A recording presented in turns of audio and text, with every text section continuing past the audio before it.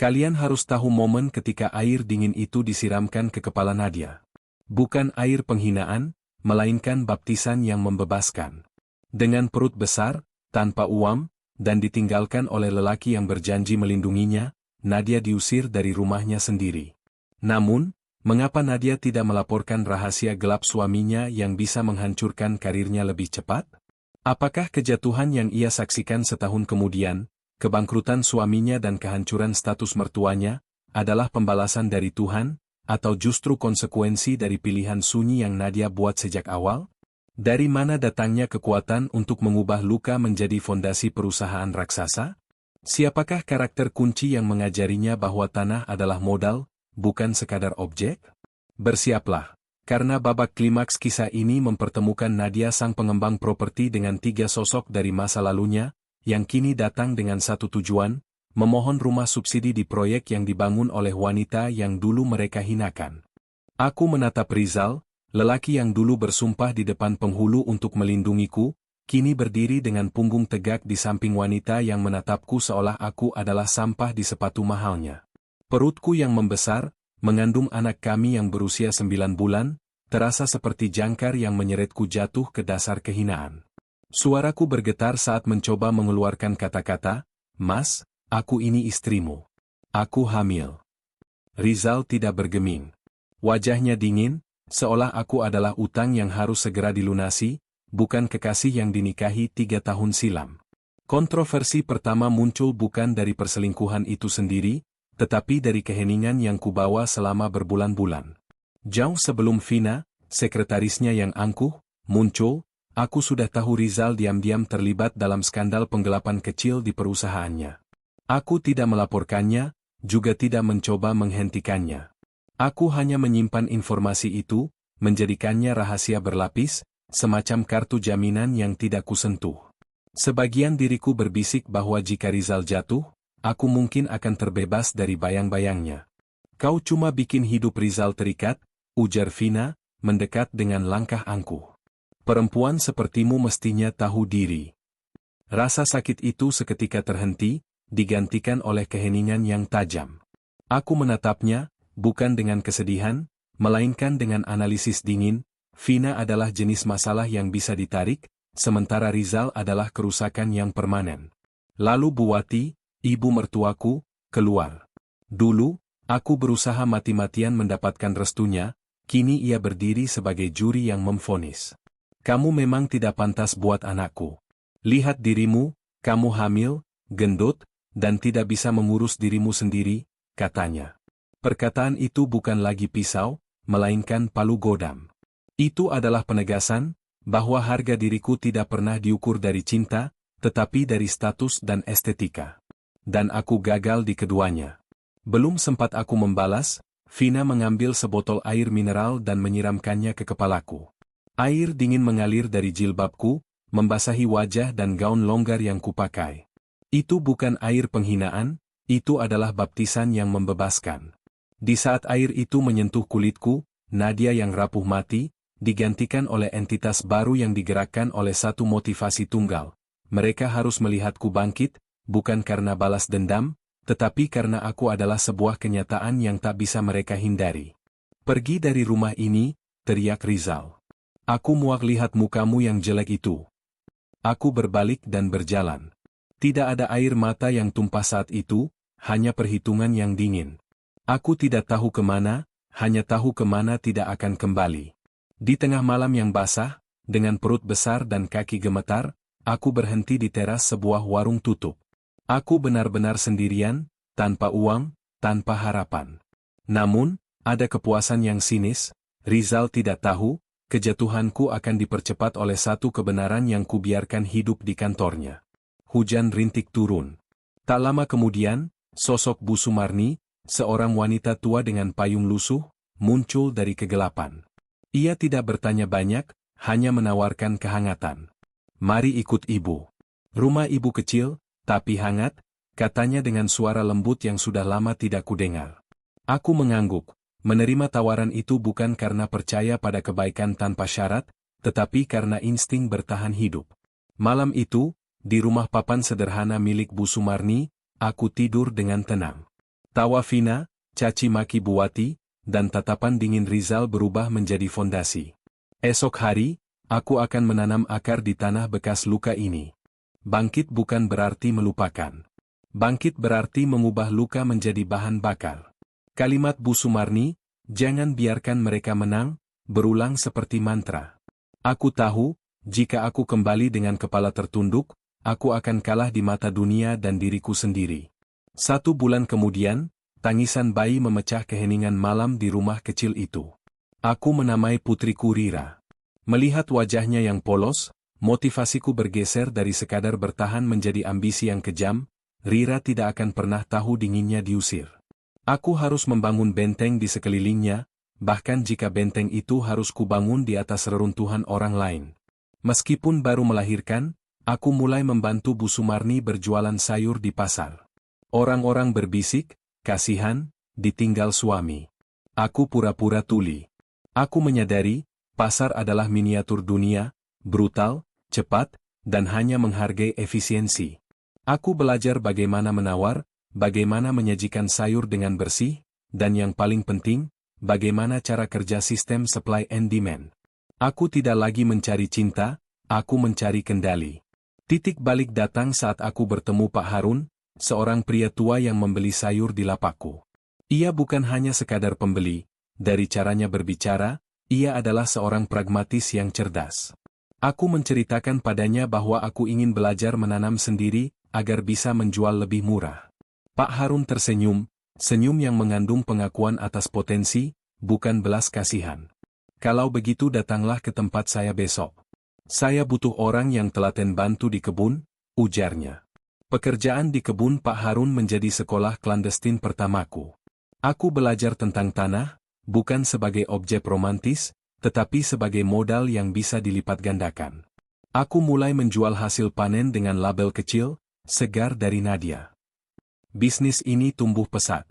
Dalam hitungan bulan, aku tidak lagi sekadar membantu, aku mengelola. Suatu sore, Pak Harun mengungkap alasan mengapa ia membantuku.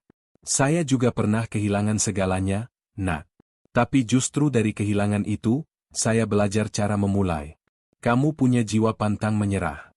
Suatu hari nanti, orang-orang yang pernah menginjakmu akan menunduk di hadapan keberhasilanmu.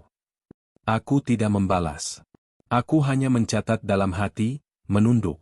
Kata itu terasa lebih nikmat daripada kata pemaafan. Setahun berlalu, dan kabar tentang Rizal mulai sampai ke telingaku. Skandal finansial kecil yang kubiarkan di kantornya telah meledak menjadi kasus besar yang menyeretnya.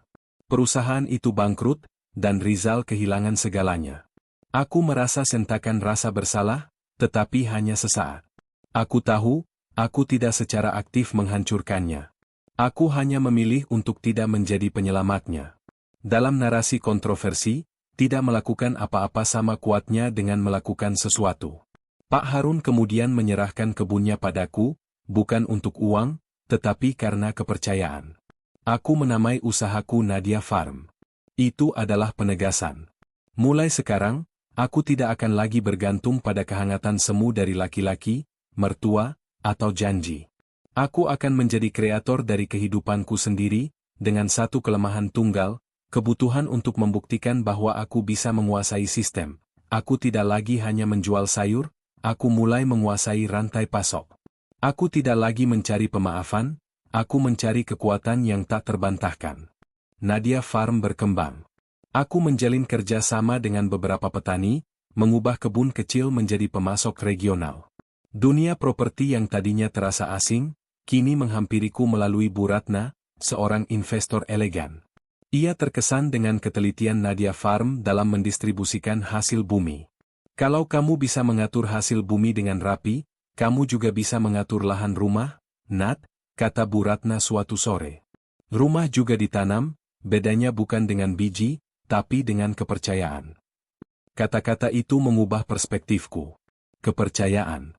Disitulah aku melihat kelemahan utama orang-orang seperti Rizal.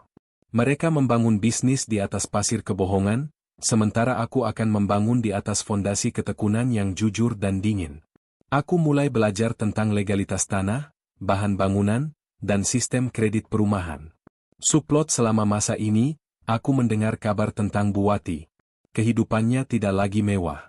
Skandal Rizal membuat keluarga itu kehilangan hampir semua aset dan status sosial mereka. Bu Wati, yang selalu memprioritaskan penampilan luar, kini hidup dalam kesulitan, sering sakit-sakitan. Aku merasakan campuran perasaan yang rumit, bukan kemenangan, tetapi semacam penegasan kosmik bahwa kesombongan selalu memiliki harga. Proyek pertamaku, di bawah bimbingan Bu Ratna, lahir, Nadira Residence, sebuah kawasan kecil 10 unit rumah sederhana. Setiap unit kubangun dengan detail, berfokus pada ketahanan dan kenyamanan. Saat pembangunan dimulai, aku menatap tanah itu. Bayangan Rizal, Vina, dan Bu Wati muncul sekilas, tetapi tidak lagi menyakitkan.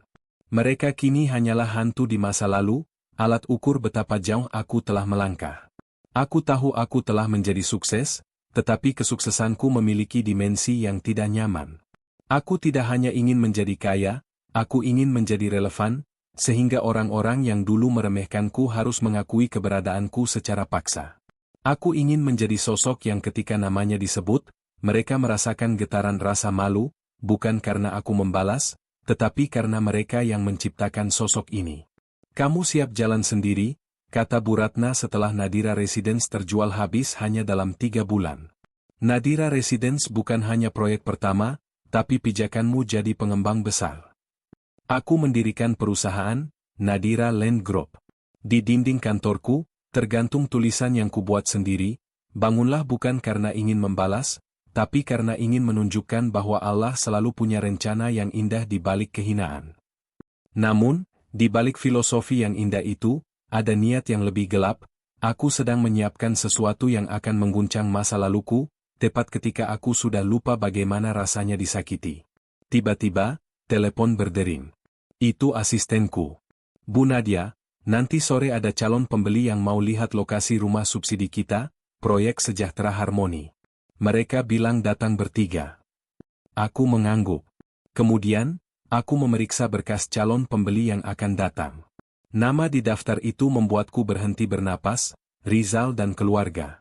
Aku menatap nama itu lama. Ini bukan kebetulan. Ini adalah waktu yang sudah diatur oleh takdir, dan aku harus bersiap menyambutnya dengan senyum yang paling dingin dan paling sopan. Sore itu, di Galeri Pemasaran Perumahan Sejahtera Harmoni, proyek rumah subsidi, aku duduk dengan tenang. Rira, anakku, sibuk menggambar di pangkuanku, tidak menyadari bahwa sebentar lagi ia akan menyaksikan salah satu momen paling penting dalam hidup ibunya. Suara mobil berhenti. 3 orang keluar. Dunia seakan berputar, bukan karena aku sedih, tetapi karena aku melihat ironi yang begitu nyata. Rizal, Vina, dan Bu Wati. Mereka menatap perumahan itu dengan raut wajah penuh harap dan lelah. Rizal tampak menua, Vina mengenakan pakaian mencolok yang tidak bisa menyembunyikan kelelahan, dan Bu Wati terlihat sakit.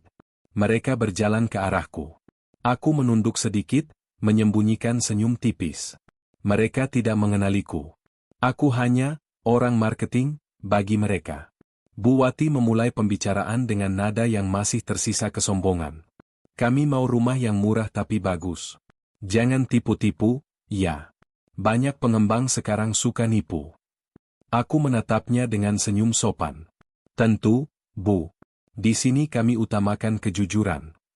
Vina menimpali, kalau DP-nya bisa dicicil, saya mau langsung pesan. Suami saya capek mengontrak terus. Kata, suami saya, dari mulut Vina terdengar seperti klaim yang rentan. Aku hanya tersenyum. Rizal, suaminya, terlihat kelelahan, matanya kosong. Aku mulai menjelaskan proyek ini dengan suara tenang dan profesional. Perumahan ini kami bangun dengan konsep hijau. Nama perusahaannya adalah Nadira Land Group.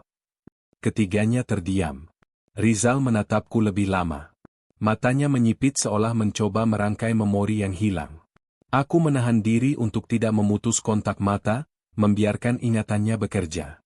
Bu Wati memuji, wah, hebat sekali. Jarang ada perempuan bisa punya usaha besar seperti ini. Siapa pemiliknya, Nak? Pemiliknya seorang wanita, Bu, jawabku, menekankan setiap kata. Mungkin karena dia sudah kenyang merasakan pedihnya hidup, Bu. Jadi, Dia tahu bagaimana membangun sesuatu dari luka. Rizal menunduk. Vina memelotiku. Ketegangan memenuhi ruangan. Itu adalah klimaks naratifku, konfrontasi tanpa teriakan, tanpa air mata, hanya melalui kekuatan status. Siapa namanya? Tanya Rizal, suaranya lirih dan bergetar. Aku menatap matanya dalam-dalam. Nadia. Vina langsung terbelalak, wajah Buwati membeku. Rizal mencoba tersenyum kaku, tetapi ia gagal. Nadia. Sudah lama kan, Mas? Tanyaku. Saya hanya perempuan yang dulu kalian siram air di depan rumah kalian. Buwati pucat pasi. Jadi kamu? Aku mengangguk. Nadia yang kalian usir saat hamil 9 bulan. Nadia yang kalian hina tanpa ampun. Rizal memohon maaf. Aku mengangkat tangan, menghentikannya. Tidak perlu, Mas. Semua sudah lewat. Dulu kalian memberi saya luka. Tapi justru dari luka itulah Allah memberi saya jalan untuk berdiri di sini hari ini. Vina menunduk, sementara Rizal menatap Rira yang kini berdiri di sampingku. Dia anak kita? Tanyanya, suaranya nyaris tak terdengar. Aku menatap Rira, lalu menatap Rizal. Kata-kata ini adalah pedang yang paling tajam yang bisa kuberikan. Anak saya, bukan anak kita. Kata-kata itu menamparnya lebih keras daripada tamparan fisik manapun. Aku berdiri, mengakhiri konfrontasi dengan dingin. Maaf, saya ada rapat lain. Air yang dulu kalian siram ke kepalaku sudah kering. Tapi dari tanah tempat air itu jatuh, tumbuh akar baru yang jadi fondasi perusahaanku. Aku menuntun Rira keluar. Di belakangku, aku masih mendengar isak liris Buwati. Sesaat setelah itu, Rizal menerima pesan dari ponselnya. Sebuah surat elektronik. Buwati baru saja menyerahkan surat wasiat kecil yang menyatakan ia bangga pada Nadia, bukan pada anaknya. Aku tidak membalas. Aku telah menang, bukan dengan dendam, tetapi dengan dominasi yang sunyi. Beberapa minggu setelah pertemuan itu, kabar duka datang. Buwati meninggal dunia. Aku menjenggunya sebelum ia wafat, sebuah kunjungan yang diperlukan, bukan karena cinta, tetapi karena kewajiban moral untuk menutup babak yang terlalu berdarah ini. Saat ia berkata bangga padaku, aku tidak tahu apakah itu ketulusan atau penyesalan. Aku hanya menerima. Aku tidak membalas surat Rizal, yang datang tak lama setelah itu, penuh penyesalan dan pengakuan kehilangan. Aku hanya menyimpannya. Aku tahu, ia ingin pemaafan, tetapi aku belum siap memberikannya. Pemaafan yang kuberikan adalah pemaafan sinis, pemaafan yang kuizinkan ada agar hatiku tenang, bukan agar ia terbebas dari rasa bersalahnya. Beberapa tahun berlalu. Nadira Land Group menjadi raksasa properti. Aku tidak hanya membangun rumah mewah, aku membangun rumah harapan Ibu Nadia, sebuah kompleks perumahan untuk ibu tunggal dan korban KDRT. Aku tahu betul bagaimana rasanya tak punya tempat untuk pulang. Kontroversi adalah, aku menggunakan lukaku sebagai strategi bisnis, mengubah tragedi pribadi menjadi brand empati. Suatu pagi, aku mendapat undangan istimewa untuk membangun kompleks perumahan sosial di pinggiran kota. Saat meninjau lokasi, di tengah debu dan semen, langkahku terhenti. Seorang pria berdiri di depan salah satu rumah yang sudah jadi, mengenakan kemeja lusuh dan wajah menua. Itu Rizal. Aku dengar ini proyek rumah untuk ibu tunggal, katanya. Aku datang bukan untuk beli rumah, tapi bantu kerja apa saja di sini kalau kamu izinkan. Aku menatapnya. Wajahnya tidak lagi angkuh. Ia hancur. Ini adalah kesempatan terakhirnya, dan ini juga kesempatan terakhirku untuk menguji batasan pengampunan. Aku menarik napas panjang. Rahasia berlapis akhir. Aku teringat bagaimana aku membiarkan skandalnya meledak. Aku tahu aku tidak sepenuhnya suci. Untuk benar-benar maju, aku harus memberinya sesuatu. Bukan pemaafan, tetapi pekerjaan. Mas, kataku, ini proyek sosial. Semua pekerja dibayar. Kalau Mas mau kerja sungguh-sungguh, saya terima. Matanya berkaca-kaca. Aku memberinya pekerjaan sebagai petugas kebersihan dan angkut barang di proyek yang kubangun untuk orang-orang yang senasib denganku. Aku melakukannya bukan karena aku mencintainya, tetapi karena itu adalah penegasan tertinggi atas kekuasaanku. Aku kini menjadi sumber rezekinya, dan ia harus menunduk padaku, bukan sebagai mantan istri, tetapi sebagai bos. Rizal bekerja tanpa mengeluh. Ia menjaga bahan bangunan dari hujan, menyapu halaman. Ia menjadi hamba yang setia pada fondasi yang dulu ia hancurkan. Di hari peresmian, Rizal datang. Ia menyerahkan sebuah map lusuh. Sertifikat rumah yang dulu kami tempati. Aku tebus kembali. Aku ingin kasih ini ke kamu. Rumah itu tentang maaf yang belum selesai. Aku tidak butuh rumah itu lagi, Mas, kataku pelan. Tapi kalau Mas mau jadikan itu tempat tinggal dan ibadah, aku izinkan.